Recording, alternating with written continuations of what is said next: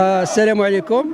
اخواني، انايا خدام عند مقاولة هوار في النواحي ديال وجدة، وفي 2020 في شهر 6 26 في شهر 6 2020 صارت لي حادثة شغل وتهرست بجوج صبعان ديالي في المشروع ديال المزوارية، ودفعت مشيت باش ندفع للراسيرونس، وصحاب الشركة قالوا لي خصك تدفع لنا غير لينا حنايا.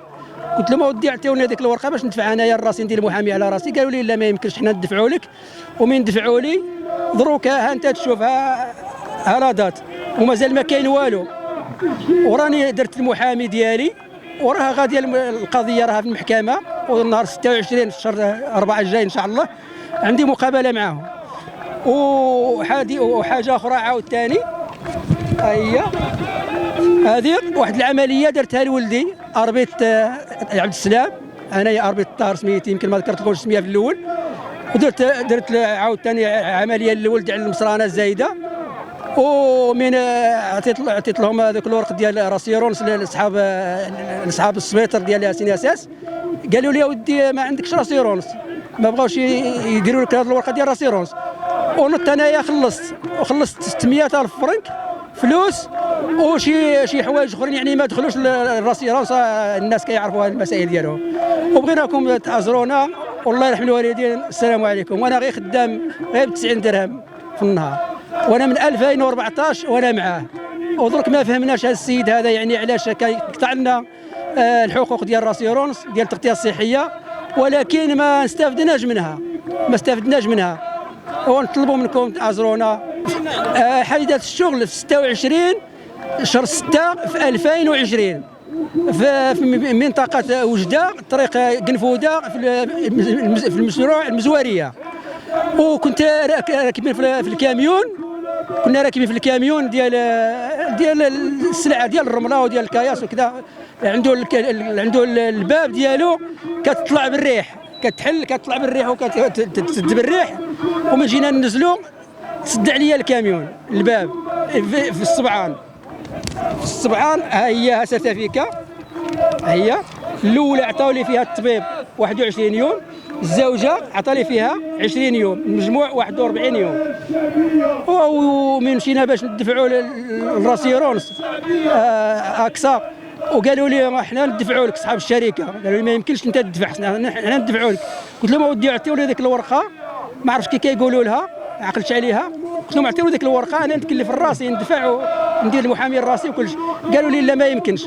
نط انا عطيت لهم الورق واستنيت ظرف شي 5 شهور ولا 6. مين كنصوني لهم كيقولوا لي مازال. وجات واحد الوقت شي 5 شهور ولا 6 قطعوا لي التليفون. انا خدام ولكن قطعوا لي التليفون وما خرجوا لي حتى شي حاجه.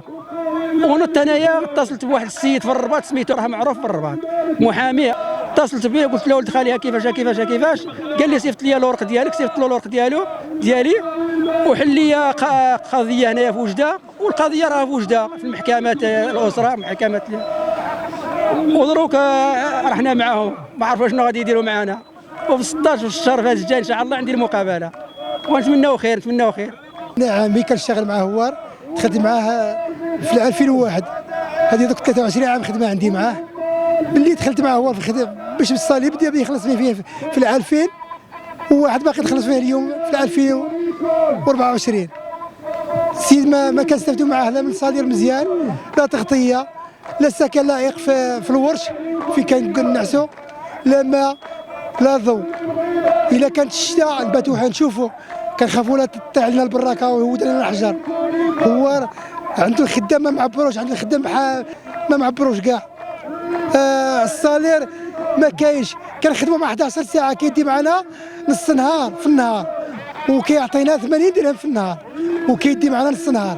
هذا ماشي حق. هذا الخدامين عنده ضايعين، ما لا تغطيه لا صالير زين. باش غادي يعيش هذا العامل؟ باش غادي يخدم؟ باش غادي يقري الاولاد ديالو؟